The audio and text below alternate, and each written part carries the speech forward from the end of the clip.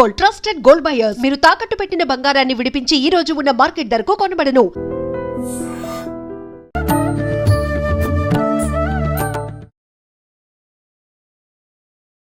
నమస్కారం, welcome to I dream. ధర్మ మార్గం విత్ విజిత కార్యక్రమానికి స్వాగతం.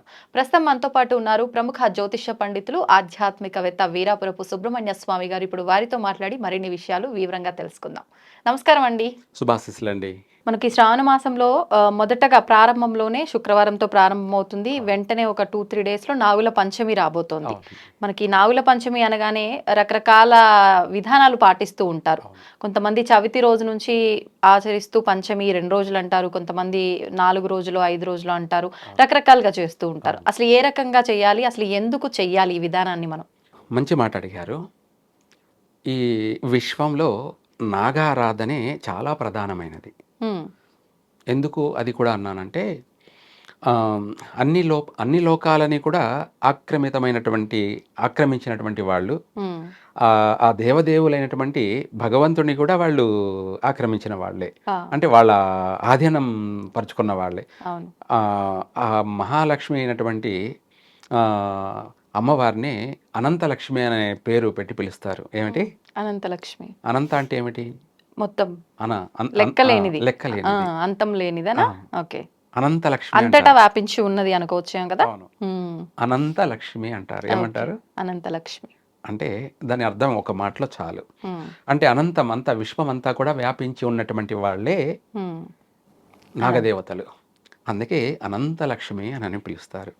సరే, అదే అనంతుడు అని కూడా పిలుస్తారు. ఎవరిని? మహావిష్ణువుని. అనంతుడు యొక్క ఆధీనమై ఉన్నటువంటి వాడే మహావిష్ణువు, అనంతుడు అని పిలుస్తారు. ఎందుకంటే ఆదిశేషుని వాళ్ళ యొక్క మంచం అనొచ్చు, వాళ్ళ యొక్క సింహాసనం అనొచ్చు, లేదంటే ఏదైనా పానుపు అనొచ్చు.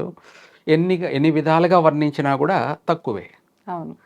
అలా పాల సముద్రమైనటువంటి ఆ సముద్రంలో ఆదిశేషుడు, ఆదిశేషుని పైన లక్ష్మీనారాయణులు, అలా వాళ్ళని కూడా వాళ్ళు ఆక్రమించినటువంటి వాళ్ళు. సాక్షాత్తు పరమశివుణ్ణి కంఠాన్ని ఆభరణంగా అలంకరించినటువంటి వాళ్ళు. ఆ యొక్క భగవంతుడికి అందరికీ కూడా ఆభరణాలు కూడా వాళ్ళే. ఈరోజు మనము ఆభరణాలు అంటే ఏంటి? బ్రాస్లెట్ కానీ, గాజులు కానీ, మెడలో నెక్లెస్ హారాలు కానీ, లాస్ట్కి ఆ మంగళసూత్ర దారం కానీ, దాన్ని పసుపు దారం అంటారు. ఈ అన్నిటికీ కాళ్లకు పట్టీలు కావచ్చు, మెట్టిలు కావచ్చు, చూడామణి కావచ్చు, పాపడి బిళ్ళ కావచ్చు, అన్నీ ఒకటి కాదు. మన శరీరంలో ఉన్నటువంటి ఆభరణాలన్నీ కూడా వాసుకి సర్పం. ఆభరణాలన్నీ వాసుకి సర్పం. అవును. నాగాభరణాలు అంటారు. ఏమంటారు? నాగాభరణాలు. భగవంతుడికి నాగాభరణాలు, మనకందరికీ కూడా అవి ఆభరణాలు. ఓకే. అలా మన శరీరాన్ని మనకు తెలియకుండా పరోక్షంగా మన శరీరాన్ని ఆక్రమించినటువంటి వాళ్ళు కూడా నాగదేవతలే.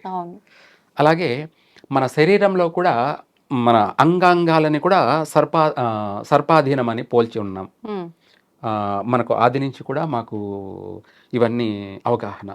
మన వెంట్రుకలు కూడా సర్పాలే. మన వెన్నుపూస కూడా తక్షక సర్పం. వెన్నుపూస అంటే మనిషికి బ్యాక్ బోన్, దాన్ని తక్షక సర్పం అంటారు. అందుకే ఆ తక్షకుడు మంత్రం కూడా ఉంటుంది ఆరోగ్యానికి సంబంధించి. కోట్ల మంత్రాలలో ఆరోగ్య మంత్రం అనేది ఓం తక్షకాయ విద్మహే ఆరోగ్యప్రదాయ ధీమహి తన్నో జ్యేష్ఠమాసాదీప ప్రచోదయాత్. ఆరోగ్యాన్ని, ఎంతటి అనారోగ్యాన్నైనా కూడా రికవరీ చేయగలిగేవాడు. అనారోగ్య సమస్య ఏర్పడిందంటే దానికి కారకుడు ఆయన, తక్షకుడు. వాళ్ళ పాప కర్మలను బట్టి వాళ్లకు ఏ వ్యాధి ఎప్పుడు రావాలనో అది అప్పుడే వస్తుంది. అది డాక్టర్ అయినా, అది పండితుడైనా, పామరుడైనా, ఎవరికైనా సరే 24 గంటలు అనునిత్యము 100 మందిని సేవ చేసేటువంటి డాక్టర్, సేవ్ చేసేటువంటి వైద్యుడైనటువంటి ఆయనకు కూడా అనారోగ్యం అనేది వస్తుంది. అది ఎప్పుడు రావాలో అప్పుడే వస్తుంది. దానికి ఒక టైము, దానికి ఒక సమయ సందర్భము అవును ఉంటుందన్నమాట. ఉంటుంది. వచ్చినప్పుడు తాను ఆరోగ్యాన్ని తను పరిష్కరించుకోలేడు. ఉమ్, తాను ఇంకొకరిని సంప్రదించాలి. అవును తను ఇంకొకరి ఇంకొకరిని దగ్గరికి వెళ్ళాలి. సంప్రదించాలి. అదే తాడు తన్నేవాడు ఉంటే వాడు తల తన్నేవాడని దానికి పైన ఇంకా అవును వీళ్ళందరికీ కలిపి పైవాడు ఎవడంటే భగవంతుడు. ఉమ్, ఆడే తక్షకుడు. ఆయనను మనం భగవంతునిగానే పూజిస్తాం. నాగారాధన అనేది విశేషంగా పూజించేటువంటి మన ప్రాంతాల వారిగా కొన్ని కొన్ని ప్రాంతాల వారిగా శ్రావణ మాసంలో చేస్తారు. కొన్ని ప్రాంతాల వారిగా కార్తీక మాసంలో చేస్తారు. ఇలా చెప్పుకుంటూ పోతుంటే ఎవరికి తోచింది వాళ్ళు చేస్తుంటారు. ఉమ్, ఉమ్, కాకపోతే ఏది చేసినా పూజ అయితే నాగారాధనే. అది మనకు ఈ శ్రావణ మాసం మొదలుకొని ఉమ్, ముఖ్యంగా చెప్పాలంటే అందరూ ఒక చవితి పంచమి రోజే చేస్తారు. నేను ఇందాక చెప్పాను. అవును 6 రోజులు అన్నారు కదా. లేదు, ఆ, 9 రోజులు చేయాలి. 9 రోజుల నవనాగుల్ని పూజించాలి. 9 రోజులు మనం నవనాగుల్ని పూజించాము అనే దానికన్నా కూడా 9 రోజులు మనం చేస్తే నవనాగుల్ని పూజించినట్టే. అంటే అసలు ఏం చేయాలండి 9 రోజులు? ఈ 9 రోజులు కూడా మనం ప్రతిరోజు ఇందాక చెప్పినట్టే మనం పాలతో తలస్నానం చేసుకొని ఆ తర్వాత చల్లనీళ్ళతో స్నానం చేసుకొని చక్కగా తడి బట్టలతో అయినా సరే లేదంటే పొడి బట్టలతో అయినా సరే ధరించి అవుతే ఇక్కడ వాళ్ళ కోరికను బట్టి ఉంటుందన్నమాట. ఆ కోరిక అనేది ఏమిటి అంటే సంతానం లేరు ఎగ్జాంపుల్, వాళ్ళు తడి బట్టలతో మనం నాగారాధన చేయాలి. అలాగే ఆర్థిక పరంగా అనుకుందాం అనుకోండి, వాళ్ళు పొడి బట్టలతోటే వాళ్ళు నాగారాధన పూజ చేయాలి. ఇలా ఒక్కొక్కరు ఒక్కొక్క రీజన్గా ఉంటుంది. అయితే సంతాన విషయమే అనుకుందాం. సంతానం ఆలస్యం జరుగుతున్నటువంటి వాళ్ళకి, ఆలస్యం అయినటువంటి వాళ్ళకి, లేదా తరచుగా గర్భస్రావం జరుగుతూ అబార్షన్ జరుగుతూ ఉన్నటువంటి వాళ్ళకి సర్పదోషం ఉంది అని అర్థం. అందుకనేసి మనము ఆ సర్ప అనుగ్రహం పొందాలి, ప్రసన్నం చేసుకోవాలి.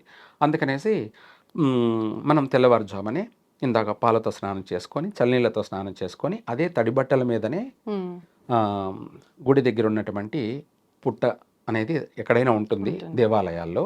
ఒకవేళ లేని చోటు కూడా ఉండొచ్చు. నాగ ప్రతిష్ఠ చేసినటువంటి విగ్రహాలు కూడా ఉంటాయి.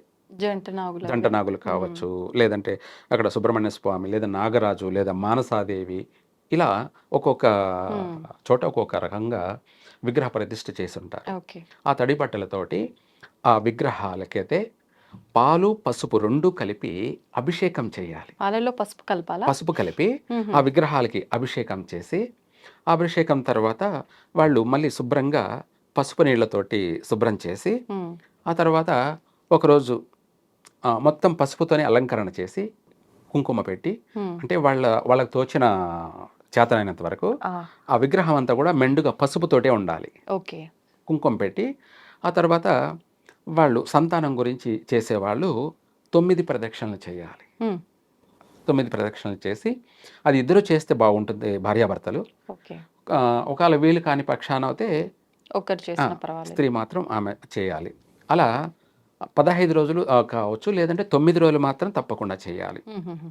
రేపు శుక్రవారం స్టార్ట్ అవుతుంది కదా, పాడ్యమి మొదలుకొని నవమి వరకు ఒక్కొక్క రోజు ఒక్కొక్క ఆరాధన జరుగుతుంది. మొదటి రోజు వాసుకి సర్పానికి చేయడం వల్ల ఆమె మాంగళ్య బలం ఏర్పడుతుంది, సుమంగలిగా ఉంటుంది. ఏమిటి సుమంగలిగా? మొదటి చేసిన పూజ ప్రదక్షిణ ఆమె మాంగళ్య బలం కలుగుతుంది.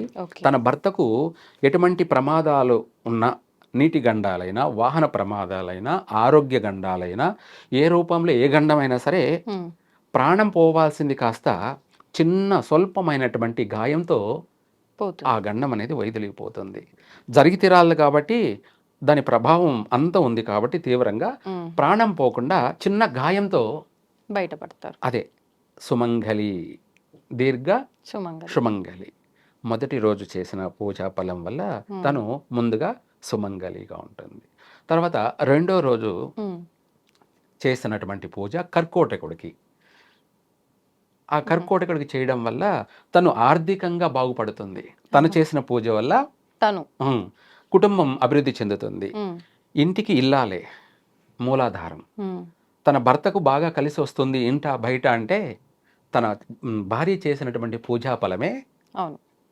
ఫలితం భర్తలో సొగభాగం కాబట్టి తను అదే బిడ్డొచ్చిన వేళ గొడ్డొచ్చిన వేళ అన్నట్టుగా నా భార్య వచ్చినాక నాకు బాగా కలిసి వచ్చిందండి, లేదంటే నా కొడుకు పుట్టాక నాకు బాగా కలిసి వచ్చింది, లేదా నా కూతురు పుట్టిన తర్వాత నాకు అంచెలంచెలుగా నేను ఎదిగాను, అభివృద్ధి చెందాను అని చెప్తూ ఉంటారు. అవును.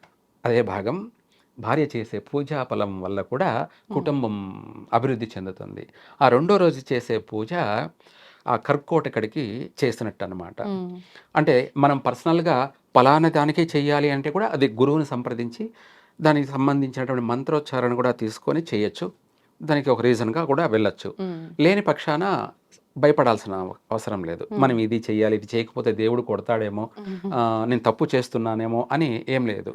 కల్మషం లేకుండా ప్రేమతో భక్తితో ఆ రెండో రోజు తను తడి బట్టలతోటి ఆ విగ్రహాలకి మళ్ళీ ఒట్టి పసుపు నీళ్ళతో అభిషేకం చేసి, అంటే నీళ్ళల్లో పసుపు బాగా కలిపి అభిషేకం చేసిన తర్వాత మళ్ళీ మంచినీళ్ళతో శుభ్రం చేసి ఆ గంధంతో మొత్తం అంతా అలంకరణ చేసి మళ్ళీ కుంకుమ అలంకరణ చేసి తనకు రెండో రోజు నైవేద్యం పెట్టేసి 9 ప్రదక్షిణలు చేసినట్టు అయితే ఆర్థిక పరంగా కలిసి వస్తుంది. ఓకే.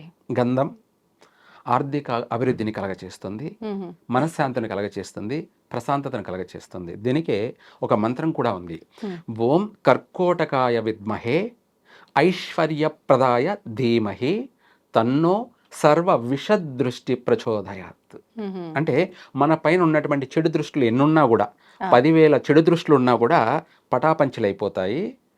ఐశ్వర్యప్రదాయ ధీమహి అంటే మనం చేసే వృత్తి ద్వారా కానీ, వ్యాపారం ద్వారా కానీ, ఉద్యోగం ద్వారా కానీ, ఏ రూపంలో నువ్వేం చేసినా సర్వ సంపద. ఏమిటి? సర్వ సంపద. ఏ రూపంలో నువ్వు మాట్లాడుతున్నా సంపదే, నువ్వు నడుస్తున్నా సంపదే, ఇట్లా నువ్వు కూర్చొనున్నా సంపదే. ఏ విధంగానైనా ఏ రూపంలోనైనా ఎవరు ఏ పని చేస్తున్నారో దాని ద్వారా వాళ్ళకి లాభం అనేది వస్తుంది. దాన్ని ఐశ్వర్యప్రదాయ ధీమహి అంటే నాకు సంపదని ఇమ్మని, ఐశ్వర్యాన్ని దానం చేయమని. అది మనం ఏకంగా అనంతుడినే మనం పూజిస్తున్నాం. కర్కోటకుడు ఆయన.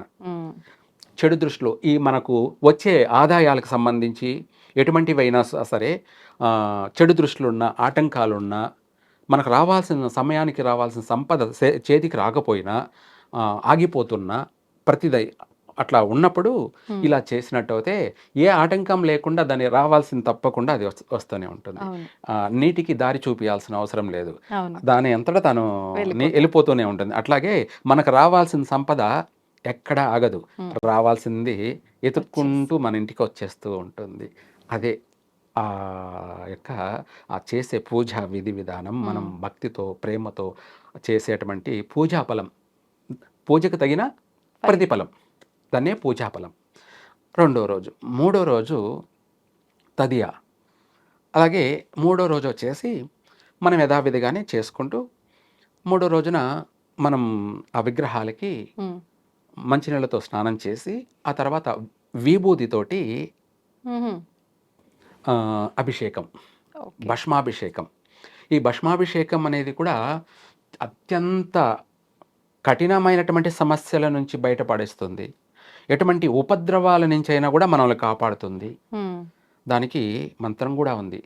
ఓం భూతిర్భూతీకరి పవిత్ర జనని వాపోగ విధ్వంసని సర్వ ఉపద్రవనాశిని సర్వార్ధ సంపత్కరి భూత ప్రేత పిశాచ రాక్షసగణారిష్టాది సంహారిణి. అర్థమైందా? అర్థమైంది. ఈ మంత్రం యొక్క అర్థం ఏమిటి అంటే, మనకు పట్టి పీడిస్తున్నటువంటి గ్రహాలు కావచ్చు, నవగ్రహాలే కావచ్చు, భూత ప్రేత పిశాచ రాక్షసాదులు కావచ్చు, ఎటువంటి అయినా సరే మనమల్ని మన కుటుంబాన్ని పట్టి పీడిస్తున్నటువంటి వాటి నుంచైనా మనము బయటపడతాము.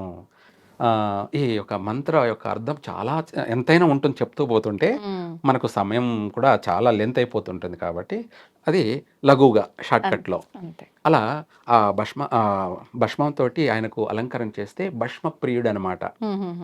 శివుడు కానీ సుబ్రహ్మణ్య స్వామి కానీ అవును. వీళ్ళు భస్మ ప్రియులు అనమాట. ఓకే. విభూతికి వాళ్ళకు విభూతి అంటేనే ఐశ్వర్యం. అందుకే భూతీకరి పవిత్ర జనని. పవిత్రం అంటే అంటే ఏదైనా సరే ఎటువంటి చెడు ఎటువంటిదైనా లేనిది. కూడా అది పవిత్రమైపోతుంది. అవును. అలా పవిత్ర జనని వాపోగ విధ్వంసని సర్వ ఉపద్రవనాశని. సర్వ అంటే ఎటువంటివైనా సరే, మనిషి దృష్టి దోషాన్ని కావచ్చు, ఏలేనాటి శని ప్రభావం కావచ్చు, రాహు యొక్క దోషం కావచ్చు, కేతు యొక్క పీడితం కావచ్చు, లేదంటే బుధుని యొక్క ఇది రవి యొక్క దోషం కావచ్చు, ఇదే కాకుండా చంద్రుని యొక్క మనఃపీడ కావచ్చు. మనసు అనేది పిచ్చి పిచ్చిగా ఆలోచనలు చేస్తూ నిలకడ లేకుండా రాత్రింబగుళ్ళు కలలు కంటూ డ్రీమ్స్ అంటే చెడు కలలు ఇటువంటివన్నీ ఏ టు జెడ్ ఒకటి కాదు 10,000 సమస్యలైనా కూడా పటాపంచలైపోతాయి. అలా చేసి ఆ విభూతిని మనం తెచ్చుకొని రోజు బొట్టు పెట్టుకుంటూ ఉంటే ఎటువంటి చెడు మన దరిదాపులకు కూడా రాదు. ఇందాక అదే చెప్పాను. భూత ప్రేత పిచాచ రాక్షసాది ఇటువంటివన్నీ కూడా సంహరించేస్తుంది. ఓకే. అంత శక్తి ఉంటుంది. అలా ఈ ప్రత్యేకంగా ఈ శ్రావణ మాసంలో ఇలా చేసినట్టయితే అందరికీ కూడా కలిసే వస్తుంది. విశేషమైనటువంటి ఆరోగ్యము, విశేషమైనటువంటి ఆర్థిక అభివృద్ధి, అలాగే సంతానం కూడా సమయానుకూలంగా సంతాన భాగ్యము. ఇలా 9 రోజులు చేసినట్టయితే ఒక్కొక్క రోజు ఒక్కొక్కటి చేస్తే చక్కగా విశేషమైనటువంటి దినదిన అభివృద్ధి చెందుతారు. అందరూ కూడా అభివృద్ధి చెందాలి. అందరూ అభివృద్ధి చెంది అందరూ బాగుంటేనే కదా, వాళ్ళందరూ బాగుంటే మనం బాగుంటాము. అవును. సంతోషం అండి. ధన్యవాదాలు. సర్వే జన సుఖినో భవంతు. తవ్వుతూనే శివలింగం. సరే దాన్ని అట్లా కప్పేసేయండి, చూపించదండి. Krishna is there. మూర్తి పూజ కాదు, సాక్షాత్ బ్రజేంద్ర నందన భగవాన్ ఉన్నారు మూర్తిలో. ఏమీ ఆశించకుండా ఆరాధించే వాళ్ళు కూడా ఉన్నారా ప్రభుజీ? నిజమైన భక్తి అంటే మనకు తెలియదు కాబట్టి